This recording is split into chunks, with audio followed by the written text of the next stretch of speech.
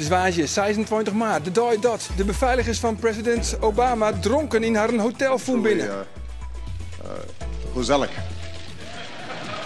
Gezellig wie het ek bij dit huis in Tietjerk. En in Bient praten we joen oer oergewicht.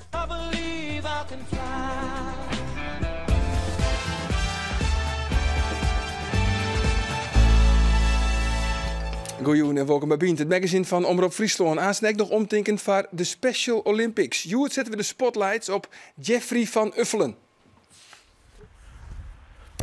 Goed zo, ja. Oh jongen, dat kan zeker goed kopen als Kenny Octiba. Hey. Ja, dat Kenny Octiba er net in over de erin. Hup! Zieler Pieter-Jan Postma had een dream. Hij wil een gouden medaille winnen op de Olympische Spelen in 2006 in Rio de Janeiro. Maar hij wil ook meedoen aan de Volvo Ocean Race. Postma krijgt een kans om zijn debuut te maken in deze langste en zwiste zeilwedstrijd van de wereld. Hij is door skipper Bouwe Bekking selecteren als bemanningslid van Team Brunel. Hij kreeg waarom van trainingskamp op een Lanzarote. En nu zit hij hier, Pieter-Jan Postma, welkom. Ja, kreeg waarom. Hoe wie het? Ja, fantastisch. Ja? Ja, het was echt prachtig. Het is voor mij nieuw eigenlijk. Ik heb wel veel in teams gevaren. Maar in dit team, op deze Volvo 65, ja, dat is nog nieuw. Ja, want dan moest hij echt nog bewijzen, hè? Ik bedoel, dan kist nog afvallen. Ja, dat klopt. Ja, we zijn in selectie gegaan met meer dan 100 man. En uiteindelijk zijn er nog 3 spots zijn er over. 2 voor onder de 30 en 1 voor boven de 30. Ja, ik ben al 32. Dus ik zit nog in een race met nog een andere Duitser. En dat zal de komende weken blijken. Ja, want Doos is in team 1 eigenlijk. En dan zijn Zielen in team 2. En de besten die willen uiteindelijk selecteren terug de skipper. Ja, Bouwe Bekking. Klopt. En dat is dus vreselijk spannend. Ja, dat is... nou, ik probeer er niet van afgeleid te raken. Dit zijn trouwens beelden van dat trainingskamp, hè? Oh, kijk. Ja, dit is net geleden, een week geleden. Want dit wie dus onderwijs naar Lanzarote. Dit was training op Lanzarote. En we hebben eerst inderdaad van Southampton naar Lanzarote hebben gevaren. Dat deden we 8 dagen over. En daarna hebben we elke dag getraind op Lanzarote. Ja. Oké, nou even voor de mensen thuis die net bekend binnen met het fenomeen Volvo Ocean Race, gaan we even wat op een kaart zetten. Want dit is dus de Volvo Ocean Race. Het is de 38e editie. Zo mooi wees dat we het nou op een kaartje krijgen, jongens. Ja, daar is het kaartje al. 4 oktober, dan ga je van start in Spanje. En we hopen je dus dat je erbij bent, Pieter-Jan. In Alicante, langs Oversterden, in Overlon. Het is een soort van Oversterdentocht. Zuid-Afrika, het Midden-Oosten, China, Nieuw-Zeeland, Brazilië, Amerika, Portugal, Frankrijk en Zweden. Op die plakken komen ze al hier. De finish is dan op 22 juni 2015 in Göteborg. Hoe is dan 72.000 kilometer. En ja, met 64 boten. De eerste race wie in 23. En het is uiteindelijk betocht door een paar avonturiers in Portsmouth in een bar achter een bierke.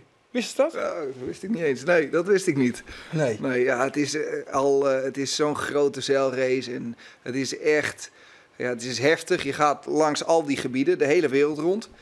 En een ander leuk nieuwtje is ook wel, we gaan langs Nederland. Kijk, Scheveningen. Kijk, ja. voor het eerst. Voor het eerst. Dus dat is niet een etappe, maar we gaan onderweg hebben we een tijdstop van 24 uur. Waar we Scheveningen naar binnen gaan, 24 uur daar blijven en dan weer verder. Ja. En mag je dan ook even van boord? Ja, dan mag je wel even van boord. Dus nee, dat is heel bijzonder. En is dit nou voor jou het summum? Is dit nou het mooiste wat er is eigenlijk? Deze wedstrijd? Nou, voor het...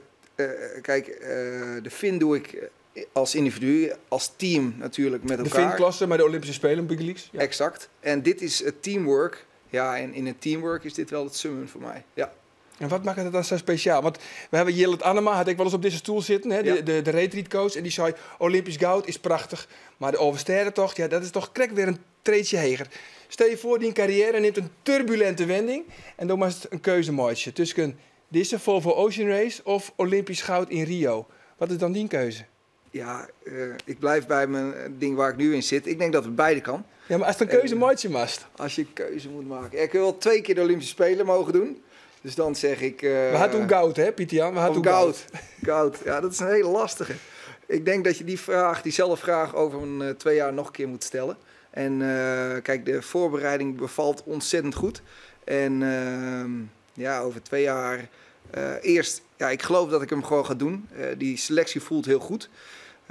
Dat is nog niet helemaal duidelijk, maar ik geloof daarin, daar ga ik vanuit. En ja, dan moet je na de race vragen hoe en wat. Ja, want in juni dan maakt het dus Bauer Becking bekend maar wat zijn definitieve team wordt. Ja. En ook is dus een strijd om mij een Duitser. Klopt. Oh jee, weer een Duitser. Die staan altijd in de laatste minuut daar, hè? Dat wist. Maar van, het is echt nog wel redelijk gevaarlijk, toch? Kun je me zo vaststellen. Dit is trouwens weer een teamverband, werd ik niet correct door haar. Dit is de beelden.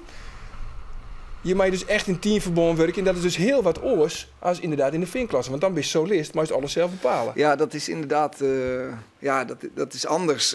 Wat je net zegt, het zelf bepalen. Nu moet je gewoon af en toe luisteren naar de schipper en uitvoeren. Is dat dreig? Want ja, in de vinklasse ben je zelf skipper. Ja, dat is even wennen.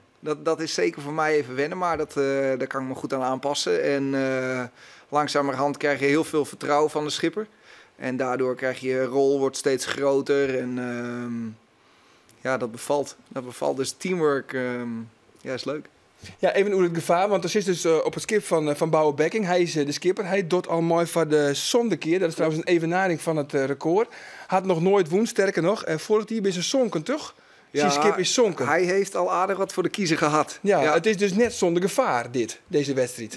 Nee, op zich is het niet zonder gevaar. Je kan... Want dit is de beeld bijvoorbeeld, jog eens even. Ja, zag je het er dus onta, hè? Ja. En volgens mij komt er nog een goal van je. Oh ja, eens even kijken. Dit zijn trouwens beelden van vorig jaar. En dan denken ze dat ze het slimste hoorn hè. En dan show je dus even niks meer. Maar je bent wel aangelijnd, neem ik gewoon. Ja, wij zijn aangelijnd. Ja, maar het gaat er inderdaad ruig aan toe. En dit zijn wel mooie beelden, prachtig. Ja, het gaat er heel ruig aan toe. Waar de gevaren liggen eigenlijk bij dat je een container tegenkomt. Die van een schip is afgevallen. Of piraterij misschien? Piraterij zou kunnen. Dat is eigenlijk nog heel weinig gebeurd. Dus daar maak ik me niet zo zorgen over. Maar of een walvis. En wat is het gevaar dan? Ja, dat je die aan kan varen. Waardoor je een gat in de romp is ook nog niet zo erg. Omdat het schip in verschillende waterdichte delen is ingedeeld. Maar je kunt bijvoorbeeld ook nog van boord slaan. Zoals Hans Horrevoets, ooit een bemanningslid, is verdronken. Ja, dat is in de hele Volvo Ocean Race is dat wel een uitzonderlijk verhaal. Maar inderdaad, Hans die is van boord geslagen. Hij was niet aangelijnd. Dus dat was eigenlijk... Je hebt 2 clips. 2 touwtjes van een meter. Sterke lijnen. En die klip je aan. En dan als je weer wil gaan verder naar een andere lijn, dan klip je een andere aan. Hans die had hem dus niet aangelijnd. In het donker. Met veel wind. Dus... maar dat is een triest verhaal. Ja, absoluut dieptepunt in de Volvo Ocean Race historie. Ja. Dan nog even over die eigen ambities. Want ik zei niet, kijk eigenlijk al in de onkundiging. Door worst echt graag 2016 Rio de Janeiro. Dan in de vinklasse. Hoe heeft de boenscoach van de vinklasse, Jacco Koops, want dit zijn beelden trouwens. Net als mij ben dit beelden echt van de Olympische Spelen. Dit zijn beelden van het WK. Oh, WK. WK 2011. Dat was Ben Ainsley, ook een groot gevecht, had ik zilver. In Australië, toch? Ja, klopt, in Perth. Maar van, dat was dus echt graag naar de Olympische Spelen. Hoe heeft de boenscoach Jacco Koops verteld van... Jacco, ik ben er aan zijn even net. Ja, dat was dat. Ja, hoe ging dat? Want er is nog een maand, bist dan wandelen maar die Volvo Ocean Race. Maar het nooit nog wel eens een keer 4 maanden herstellen. Ja, nou dat is ter discussie, maar dat weet ik niet. Maar Jacco weet en wij hebben een hele goede band samen. Het is een hele goede coach. En weet van tevoren, hij wist al jaren, Pieter Jan, die heeft altijd deze droom gehad en heeft hem. En dus toen dat langskwam, ja, toen zei hij ook, ja, daar gaan we het over hebben. En, hij wie er net blij maar, kan ik me zo vaststellen. En het NOC-NSF, ja, die geeft, ja, het enige wat telt natuurlijk, bij medailles. Ja, zijn medailles. Dus daar zijn flinke gesprekken over gegaan, maar we leiden het in goede banen. En zien het eigenlijk allemaal als een winsituatie. Ja. Okay. Het eerste traject heeft nou gewoon, dus het trainingskamp naar Lanzarote. Hoe komt nou het volgende traject, Ruud? Weer veel trainen op de boot. Op die 65 die je ziet langskomen. En daarna doen we ook een aantal wedstrijden in Europa.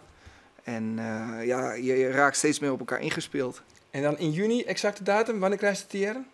Half juni. Half Er blijft nog wat juni. onduidelijkheid, maar half juni. Ja. Oké, nou ik hoop echt dat ze het oprest. Maar tink om die Duitser, hè. Oké. Pieter Jan Hey. Tiegetank voor die komst. Ja, de 12e editie van de Volvo Ocean Race gaat op 4 oktober van start in het Spaanse Alicante. In ons riegen oer de Special Olympics zetten we het in op Jeffrey van Uffelen. Jeffrey is 24 jaar, is verstandelijk behind en voetballert in het G-voetbalteam van Jereveense Boys. En ik hij Seel Maidwan on de Special Olympics. En waar kunnen we dan beter vregen als coach van Jeffrey als de man die het Sportclub Jereveen grut maken had en Jong Oranje naar Grutte Hichters brocht van zelfs Foppe de Haan. Hey, brother, there's an endless road to rediscover. Hey, sister, know the water's sweet, but blood is thicker. Oh, if the sky comes falling down for Nou jongen, veel plezier hè. Dat we beginnen hebben. Wat viest van hem als trainer? Hij is wel goed. Dat hoorde ik vanochtend dat hij 2 keer bij Jong Oranje kampioen en bij het Champions League voetbal. Ja, ik zou hem wel als trainer willen bij Heerenveen. Ik heb hem nooit getraind, dus ik weet niet wat er. En heel vaak is een beperking het bewegen op zich. Dus ik ging eerst even gewoon eens even hoe het beweegt. Ah ja, en dan geef ik dat omdat er een hoop leren. Het gaat erom dat het mooi is. Hup, hup.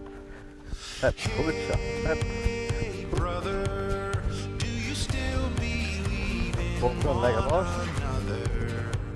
Hup, hup, hup, hup, hup, hup. Dit is prima jongen, hij is heel rustig volgens mij. En ik heb wel aardig voetballen, hè? Niet onbelangrijk. Ja, hoe goed ben ik? Ja, af en toe. Ja, ik ben wel goed. Maar soms ook met mijn benauwdheid. Dan wil ik te snel. En dan wil ik te snel naar voren en naar achteren. En dan krijg ik even een stopje, even rustig in de wedstrijd. Even... En toen zei ze van ik speel hier op een heel soort plakken, kan Ja. ik spelen, maar waar spelen ze het leeuwst?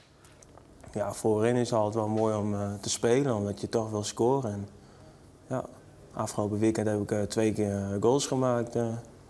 Ja, dat was wel mooi. Teen op, knie op. Nou pak je een bal. Nou, dan ga je met de bal tussen die balletjes door. Kom maar, laat het maar lopen. Teen op, en nog een keer. Oké. Ha, ha, ha, ha. Het lijkt wel oorlog, jongen. Ja.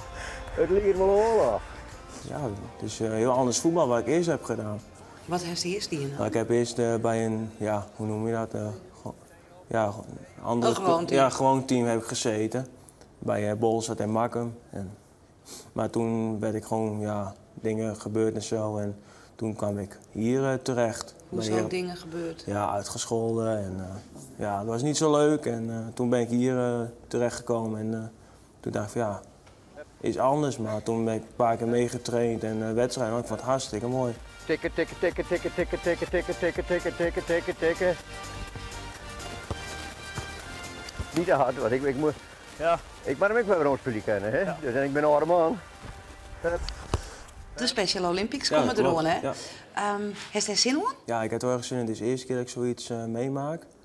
En ja, ik afwachten hoe het allemaal een beetje gaat lopen. Ik heb er wel zin in. Hoe stelt ze het die voor? Ja, wel groot. Wat ik allemaal een beetje hoor, er komt er best wel veel mensen op af.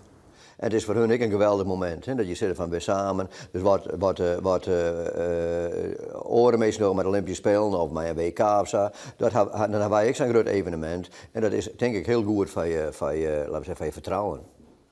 En bam! Oeh, Jeff, hij maakt op een goal. Als het net op een goal is, is het nooit een goal, Jeff. Gewoon winnen en dan gewoon met elkaar plezier hebben. Met het hele team. En gewoon een leuke avond en een leuke dag. En sportief blijven. En, ja. Oh jongen, ik heb zeker goed kop als Kenny Octiba. Hey. Ja. Maar Kenny Octiba er net in, dus op het uitering. Hup. Het is van begonnen, hè? bedankt, Goed papa. zo, ja, klasse. Papa, Ja. hoe is die? Ah, net slecht. Hij kan wel aardig voetballen, hij is sterk. Ik had wel redelijke techniek. Hij beweegt nog wel heel aardig. Ik vind dat het prima doet. Ik jette dat hij Otikba wel vervangen kan. Ja, met koppen. Ja, hij kan koppen als de beste. Fantastisch. Nou Jeffrey, hoe weer het? Goed, leuk. Ja, ik heb een goede training gehad. Otikba kan maar inpakken. Ja, dat kan wel inpakken. Jeffrey en Foppe, een goed team. Ja, het is wel een liedsteam, maar het is wel heel leuk.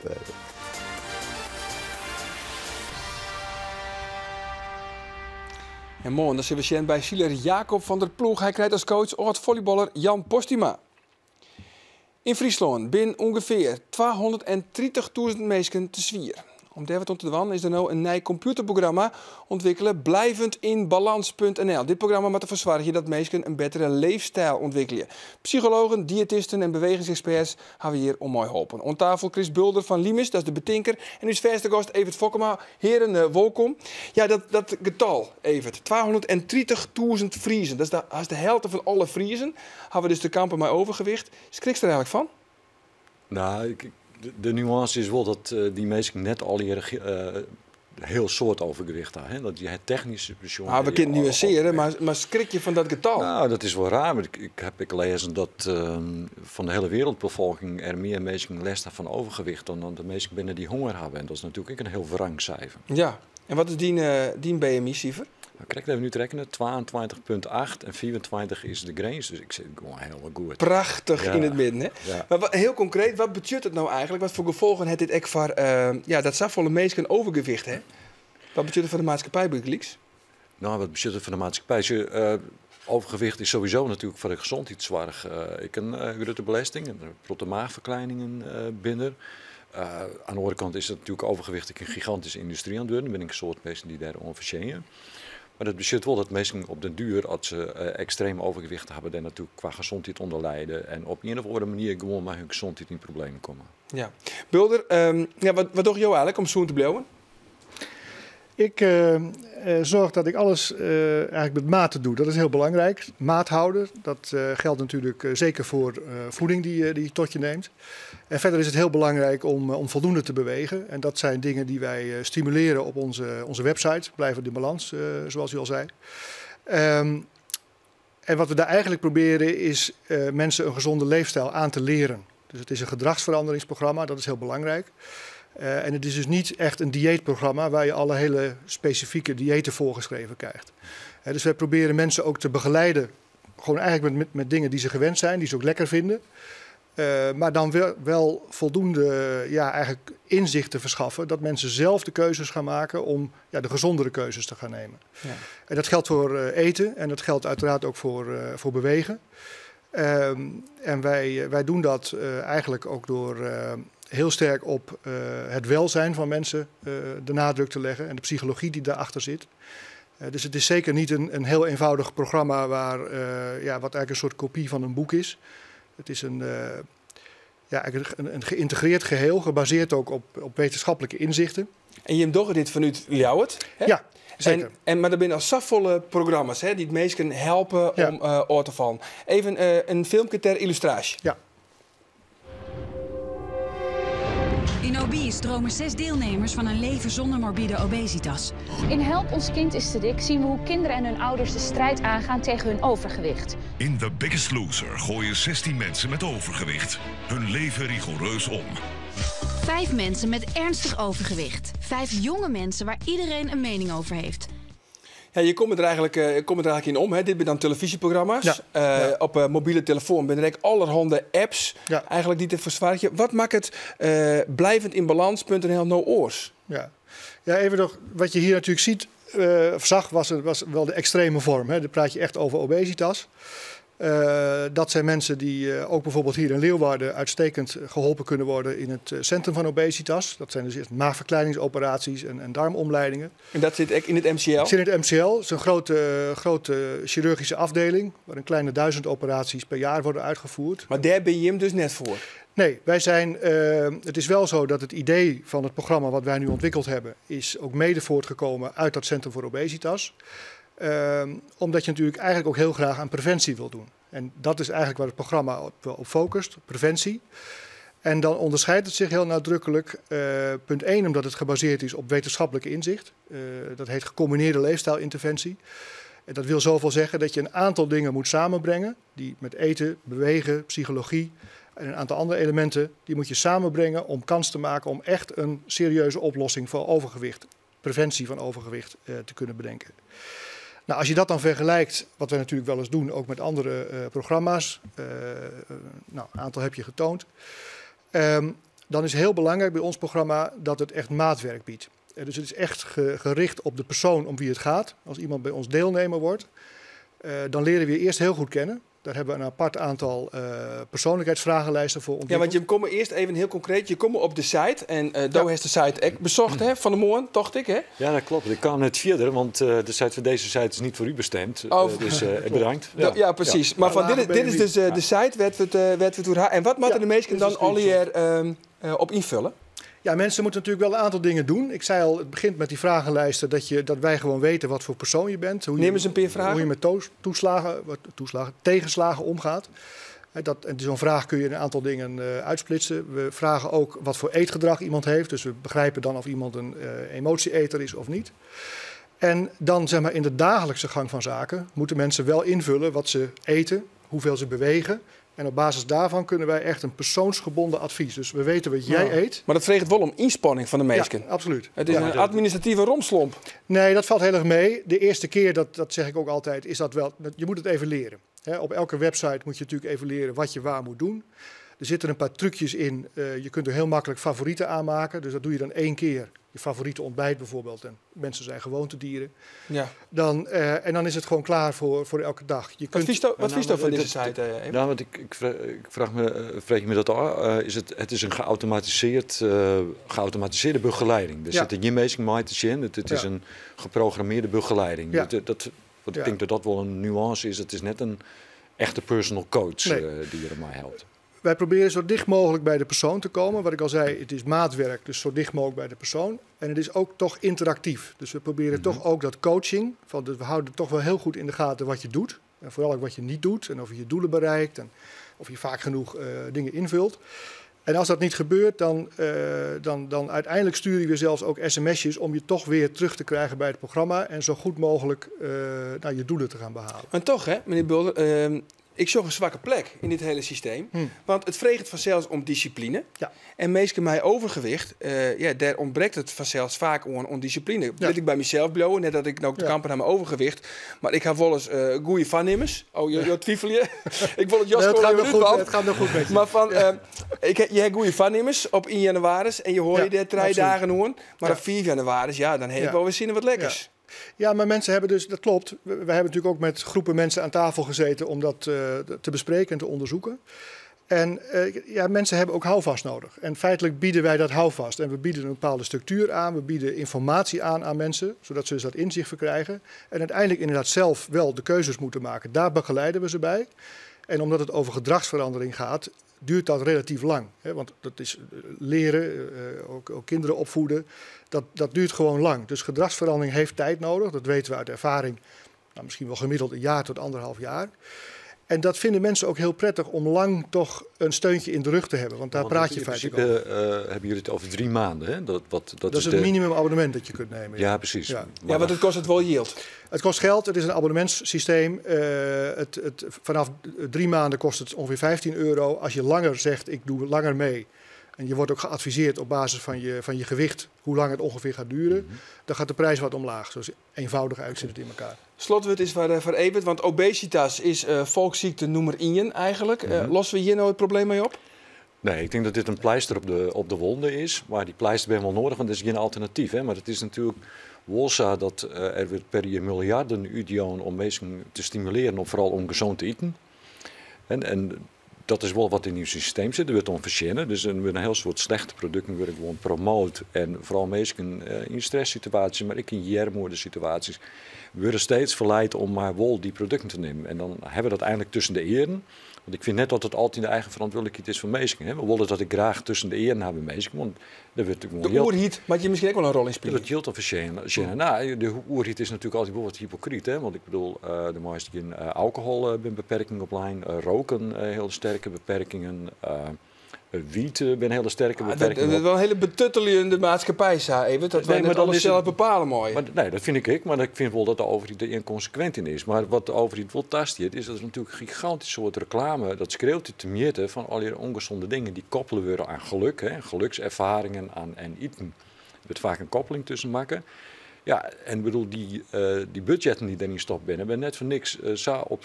Die ben er net voor niks. Want wat die industrie wil natuurlijk, is dat gewoon bij mensen tussen de eren zit hier. Ja. Dus dat is wel een zwakte, denk ik, in ons economisch systeem. Waarvan het helaas nog op dit moment nodig is dat er dit soort programma's is wat mensen stimuleert om het paard weer om te vinden. Maar uiteindelijk je het daar al mis. Ja, nou, mooi slotwoord. Heer en Tierentank van je verhaal. Ontstaat 4. Morgen dan ben wij er weer. Dan is Oek de Jong te gast. Hij is de auteur van de bestseller Pier en Oceaan. Waar weet ontmoen? Hoe dan ook nog een hele gezellige jong. Dag.